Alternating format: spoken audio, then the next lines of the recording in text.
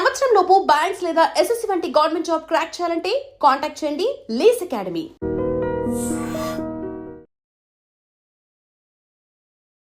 నమస్కారం, welcome to I dream. ధర్మ మార్గం విత్ విజిత కార్యక్రమానికి స్వాగతం.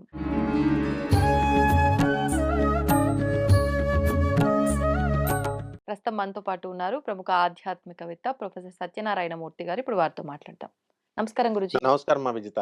గురుజీ, ఎవరికి తోచిన విధంగా వాళ్ళు పూజలు చేస్తూనే ఉన్నారు. రకరకాల హోమాలని, దోషాలకు సంబంధించిన శాంతులని ఎన్నో రకాలుగా చేస్తూనే ఉన్నారు. పాపం ఎవరి ప్రయత్నం వాళ్ళు చేసినా కూడా అందరికీ అది ఫలిస్తుందా, ఆ కోరిక నెరవేరుతుందా, లేదా ఆ ఇబ్బంది తొలగిపోతుందా అనంటే అందరికీ అయితే అవ్వట్లేదు. అవును. ఎవరో కొంతమందికి అవుతుంది. మిగతా వాళ్ళు అదే విధమైన ఇబ్బందులతో, అదే కోరికలు తీరక బాధలతో ఇంకా ఆ కష్టాల్లోనే ఉన్నవాళ్ళు చాలా మందున్నారు.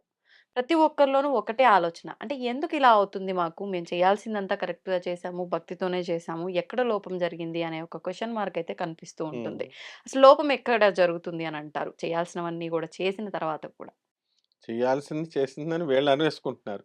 హ్మ్. కానీ జగద్గురువులు చెప్పినటువంటి నియమాలు పాటించట్లేదు. ఏమని చెప్పారు? చెప్తాను. హ్మ్. మామూలుగా ఇప్పుడొచ్చేటటువంటి పండితులు యూట్యూబ్‌లో కానీ, లేకపోతే మీడియాలో ఉన్నవాళ్ళు చెప్పేది పాటిస్తున్నారు. హ్మ్. హ్మ్. జగద్గురు అయిన ఆదిశంకరాచార్యులు వారు, ప్రభాత్ రంజన్ సర్కార్ గారు, ఆనందమూర్తి గారు, పరమహంస యోగానందుల వారు, రమణ మహర్షుల వారు ఇలాంటి హ్మ్. కేటగరీ జగద్గురువులు. వాళ్ళు దానికి డిఫైన్ చేశారు. యమ నియమాలంటే ఏమిటి? హ్మ్. అసలు యోగా చేసినా, మెడిటేషన్ చేసినా, పూజ చేసినా, ఏది చేసినా హ్మ్. ఇప్పుడు చెప్పేటటువంటి ఒక ప్రొఫార్మా ఇచ్చారు. ఆ! దీని ప్రకారం మనం పాటించాలి. అదేమిటంటే ఫస్ట్ వాషింగ్ దగ్గర నుంచి మొదలుపెట్టాలమ్మా. హ్మ్. ఇప్పుడు వాషింగ్ ఏంటి? After urination. అవి వినడానికి కొంచెం ఇబ్బందికరంగా ఉన్నా హ్మ్. ఖచ్చితంగా ఆరోగ్య సూత్రాలు ఋషులిచ్చినటువంటివి. మన ఋషులు ఇలాగే పాటిచ్చారు. After urination pour water over urinary organ. మన యూరినేషన్ చేసిన తర్వాత ఆ మర్మాంగాల పైన నీళ్లు చల్లుకోవాలి. ఇది ఫస్ట్ ప్రతి ఒక్కళ్ళు చేయాలి.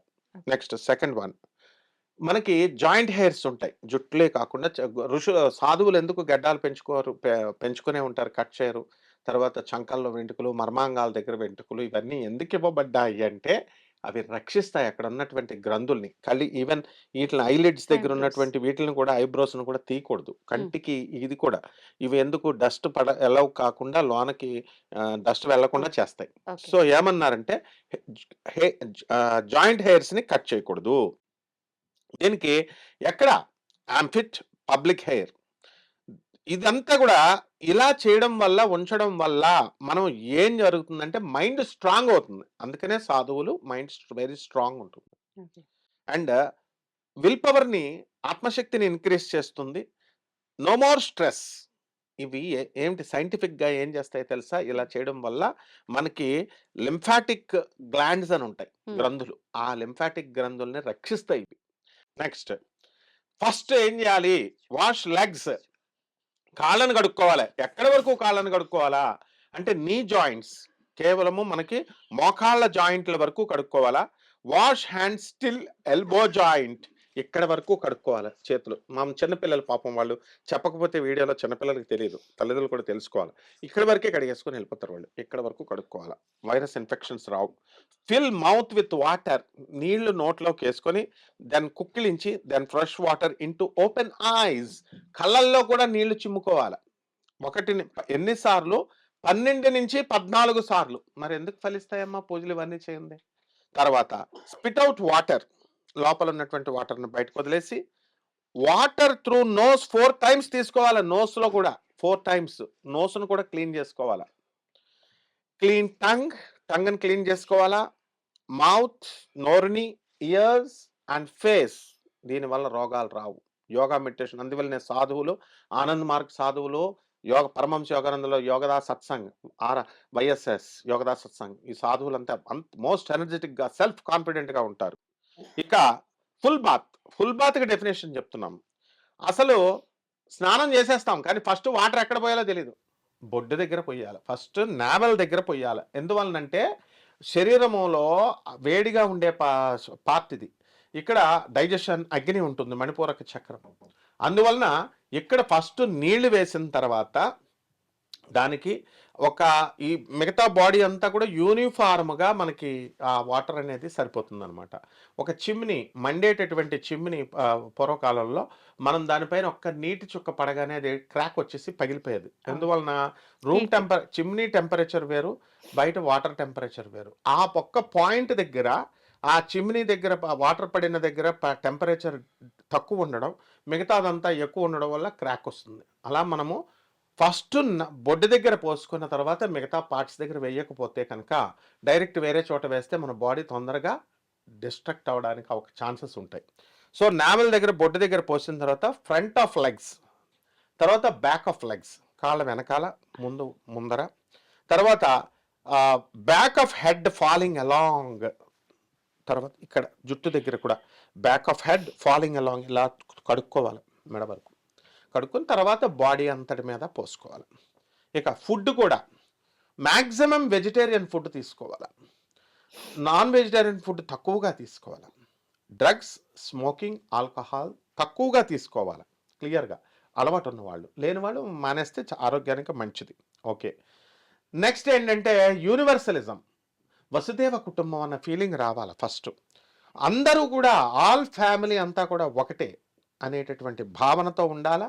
అండ్ బాబా బం బం బాబా శివుడు లేదా కృష్ణుడు మీరు ఏదైతే అనండి, సుప్రీం కాన్షియస్నెస్ అంతా కూడా సుప్రీం ఫాదర్ మన అందరికీ అనేటటువంటి భావన చేయాలి. మనం జీవరాశులందరూ కూడా మన ఆయన పిల్లలు అన్న భావనతో వెళ్ళాలి. నో కంట్రీ నో రిలీజియన్, వాడు వేరే దేశము వేరే రిలీజియను మతము అన్న ఫీలింగ్స్ ఉండకూడదు. And do not believe in ghosts and spirits, దెయ్యాల మీద స్పిరిట్స్ మీద నెగిటివిటీ మీద దృష్టి పెట్టకూడదు, నమ్మకూడదు. ఇక ఫైనల్గా యమ నియమాలు పాయింట్కి వచ్చేస్తాం. ఇప్పుడు యమ నియమాలు పాటిస్తాం అంటాం, కానీ యమాలంటే ఏంటో తెలియదు, నియమాలంటే ఏంటో తెలియదు మన వాళ్ళకి. 10 మోరల్ ప్రిన్సిపల్స్, యమ నియమాలు అంటే మోరల్ ప్రిన్సిపల్స్ అనమాట. యమాలు స్ట్రిక్ట్గా 5 ఉన్నాయి. మొదటిది అహింస, ఇది ఎవరిని హాని చేయకూడదు. రెండవది సత్యం, బెనివాలెంట్ ట్రూత్, నిజం చెప్పడం.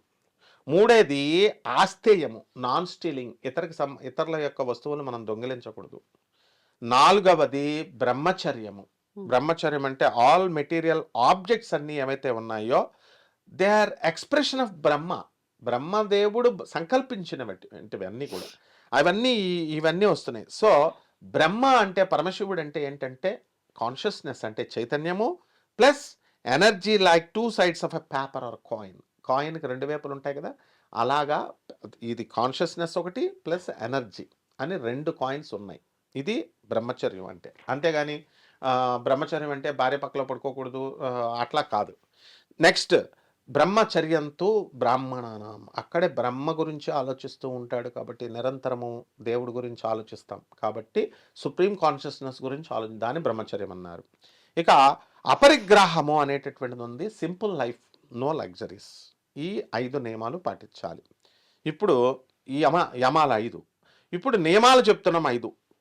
శౌచము అంటాము, అంటే ప్యూరిటీ, క్లీన్లీనెస్. అందుకే చూడండి, cleanliness is next to godliness అని చిన్నప్పటి నుంచి మనం చదువుతున్నాం. శుద్ధ ఉండాలి, పరిశుద్ధమైన మనస్సు ఉండాలి. నెక్స్ట్ తపహ, రెండవది. తపహ అంటే సర్వీసెస్, ఇతరులకి చేసే మనం సర్వీసెస్, మనము దేవుడికి మనం సర్వీస్ చేస్తున్నాము అనే భావనతో ఉండాలి. మొక్కలకి, యానిమల్స్కి, హ్యూమన్స్కి, మనుషులకి సేవ చేస్తున్నాం అనే భావన ఉండాలి. మూడవది వచ్చేసరికి స్వాధ్యాయం. స్వాధ్యాయం అంటే ఏంటంటే స్పిరిచువల్ కంపెనీ, సత్సంగం అంటాం కదా, అందరితో దేవుడు నమ్మే వాళ్ళకి ఆస్తికులతో మనం కలవడము, గ్రూప్ మెడిటేషన్స్ వన్స్ ఒక వీక్లో చేయడము, రీడింగ్ స్పిరిచువల్ బుక్స్ చదవడము, ఒక యోగి ఆత్మకథ ఇలాంటి పుస్తకాలు చదవడం, భగవద్గీత, ఇవన్నీ. నెక్స్ట్ 4వది వచ్చేసరికి సంతోషము. ఈ సంతోషం వచ్చేసరికి సాటిస్ఫాక్షన్ అనమాట. అంటే సంతృప్తి ఉండాలి, కంటెంట్మెంట్ ఉండాలి, అంతేగాని దురాశ ఉంటే దెబ్బతింటాం. ఇక 5వది వచ్చేసరికి ఈశ్వర ప్రాణిధానం. అంటే అహం బ్రహ్మాస్మి, జగద్గురు అయినటువంటి ఆదిశంకరాచార్యులు వారు చెప్పినట్టుగా మనమే పరబ్రహ్మ అని అనుకోవాలా. Think yourself as Baba, మనమే దేవుడు, మనమే బం బాబా, మనమే శివుడు అని అనుకోవాలి. And set up in cosmic idea by repeating. దైవనామాన్ని 24 గంటలు వీలున్నంత సేపు కూడా మీకు నచ్చిన మంత్రం, ఓం నమో భగవతే వాసుదేవాయ, ఓం నమ శివాయ, బాబానాం కేవలం, బం బం బాబా, ఓం శరవణ భవ, మన ఇష్టం వచ్చిన మంత్రాలను మనం జపించుకోవాలి. కంపల్సరీ 2 సార్లు పూజ చేసేవాళ్ళు 2 సార్లు చేయాలా? మెడిటేషన్ చేసేవాళ్ళు 2 సార్లు చేయాలి. అప్పుడే దైవానికి దగ్గరగా వెళతాం. Do meditation twice a day compulsorily అని చెప్పేసి క్లియర్‌గా చెప్పబడి ఉంది. ఇకపోతే ఈ మెడిటేషన్ కానీ, పూజ కానీ చేసేటప్పుడు మనం ఏం చేస్తున్నామంటే, మామూలుగా కూర్చుంటున్నాము, యాంత్రికంగా నైవేద్యాలు ప్రిపరేషన్ చేసుకోవడం, ఏదో యాంత్రికంగా చదివేయడం మంత్రాలు అలా చేస్తున్నాం. మెడిటేషన్ చేసేటటువంటి వాళ్ళు కూడా కూర్చుంటున్నారు. ఏదో ఫోన్ వస్తే మళ్ళీ లేస్తున్నారు మధ్యలో. అట్లా చేయకూడదు. మెడిటేషన్ అనేటటువంటిది మనకి ఈ మంత్రం అంతా కూడా ఇట్ రిలాక్సెస్ ద మైండ్ అన్నమాట. అది ఓం నమో భగవతే వాసుదేవాయ అన్నా, భావనాం కేవలం అన్నా. తర్వాత కీర్తనము చేయాలి. కీర్తనం చేసినప్పుడు అందుకే స్పిరిచువల్‌గా డాన్స్ చేస్తాం మనం. మూవ్‌మెంట్ ఇస్తాం బాడీకి. సో, మనము మన మైండ్‌ని ఎక్కడికి తీసుకెళ్తే అక్కడికి వెళుతుందది. దేని మీద ఇక్కడ దృష్టి పెట్టాలంటే ఇక్కడికి మైండ్ ఇక్కడికొస్తుంది. అలాగే దేవుడి మీద దృష్టి పెట్టాలి, శివుడిలాగా ఉంది అని శివుడి మీద దృష్టి పెడితే శివుడొస్తది. మైండ్‌కి ఆ పవర్ ఉంది. కాబట్టి మైండ్‌ని ఏం చేయాలంటే టాప్ హెడ్ మీదకి తీసుకొచ్చి బాబానాం కేవలం అని కానీ, ఓం నమో భగవతే వాసుదేవాయ అని కానీ, ఓం నమః శివాయ అన్న మంత్రం మీద పెట్టి అండ్ ఇలాగా హ్యాండ్స్ ఇట్లాగా చూడండి, ఇస్కాన్ వాళ్ళు హరికృష్ణ వాళ్ళు ఇలా చేస్తారు. బాబానాం కేవలం బాబానాం కేవలం ఇలా 45 డిగ్రీస్‌తో హరే కృష్ణ కృష్ణ కృష్ణ హరే హరే అని చేస్తాం. సో, ఈ 45 డిగ్రీస్ యాంగిల్‌లో మనము చెయ్యాలి. ఆర్ హ్యాండ్స్ ఇట్లాగన్నా పెట్టగలగాలి. లేనప్పుడు చెస్ట్ దగ్గరికి ఇలా దండం పెట్టుకొని ఇలాగా చేతులు లాగుతున్న వాళ్ళు ఇలా పెట్టుకోవాలి చెస్ట్ దగ్గర. బెండింగ్ బోత్ ద నీస్, ఈ యొక్క 2 కాళ్ళు కూడా ఒక ఈ ఈ ఈ బొటన వేలు రెండో యువతల పాదాన్ని టచ్ అయ్యేలాగా చెయ్యాలి. ఈ విధంగా కనుక మనం చేసినప్పుడు యమ నియమాల గురించే క్లియర్‌గా చెప్పబడి ఉంది. హ్మ్. ఈ యమ నియమాలు లేకుండా డైరెక్ట్ నేను పూజలోకి వచ్చేస్తానంటే కుదరదు. స్టూడెంట్ ఏం చేస్తాడు, స్కూల్లోకి రమ్మన్నప్పుడు యూనిఫామ్ వేసుకోమంటారు. హ్మ్. ఎందుకేస్తారు? టీచర్స్ బుద్ధులు నేర్పిస్తున్నారు. అలాగే ఋషులు కూడా, జగద్గురువులు, సోషల్ రిఫార్మర్స్, స్పిరిచువలిస్ట్, ఫిలాంథ్రపిస్ట్స్ వీళ్ళంతా కూడా ఆదిశంకరాచార్యులు వాళ్ళు వీళ్ళందరూ కూడా రామానుజాచార్యులు వారైనా, స్వామి వివేకానందుడైనా ఇవే పద్ధతుల్లో వెళ్ళారు. ఇవే పద్ధతుల్లో వెళ్ళినప్పుడు మాత్రమే మనకి సక్సెస్ వస్తుందమ్మా. ఇది రీజన్. అంటే ఇప్పుడు హోమాలు చేస్తున్నాం, పూజలు చేస్తున్నాం. ఇక్కడ నాట్ స్టీలింగ్ అదర్స్ ప్రాపర్టీస్ అని ఉంది. ఇతరులేమో మనం దొంగిలించకూడదు. మరి ఇతరులు మోసాలు చేస్తున్నారు కదా, మరి హ్మ్. ఫలితం ఎలా వస్తుంది? హ్మ్. అలాగే బెనివాలెంట్ ట్రూత్ కూడా ఒక చెప్పబడి ఉంది. బెనివాలెంట్ ట్రూత్ అంటే ఏంటంటే, ఇప్పుడు నేను ఇలా కూర్చున్నాను, ఒక సన్యాసి ఇలా కూర్చున్నాం. ఒక ఆవుని కసాయి వాళ్ళు తరుముకుంటూ వస్తున్నారు. తరుముకుంటూ వస్తుంటే 2 రోడ్లు ఉన్నాయి. ఆవు ఈ రూట్లో వెళ్ళిపోయింది. వాళ్ళు చంపడానికి వస్తున్నారని మనకు తెలుసు. ఇటువైపు వెళుతుంది. ఇలా వెళ్ళిపోయింది కదా, వాళ్ళు అడిగితే మనం అటువైపు వెళ్ళిపోయిందని చెప్పాలి. ఇతరులను రక్షించడం కోసం. అంతేగాని ఉన్నది ఉన్నట్టు చెప్పేదాన్ని సత్యం అని అనరు. That is called as benevolent truth. ఇతరుల యొక్క క్షేమం కోసం ఏదైతే చెప్పబడి ఉందో దాన్ని బెనివాలెంట్ ట్రూత్ అన్నారు. అందుకే కురుక్షేత్ర మహాయుద్ధంలో అశ్వత్థామ హతః కుంజరహ అని నెమ్మదంగా శ్రీకృష్ణ పరమాత్మ సాక్షాత్తు ధర్మస్వరూపుడైనటువంటి యమధర్మరాజు అవతారమైనటువంటి ధర్మరాజు చేత చెప్పించాడు. హ్మ్. ధర్మరాజు చేత చెప్పిస్తేనే నమ్ముతానన్నాడు ఆయన ద్రోణాచార్యుడు. మిగతా పాండవులు అబద్ధాలు ఆడేయచ్చు. హ్మ్. కాబట్టి ఎంత స్ట్రిక్ట్ అనమాట యమ నియమాలు. ఇలా ఇవి చేసుకొని ఎవరైనా సరే హోమాలు కానీ, పూజలు కానీ, మెడిటేషన్ కానీ కనుక చేస్తే గ్రాండ్ సక్సెస్ అవుతుంది. ధన్యవాదాలు గురుజీ. ధన్యవాదాలు.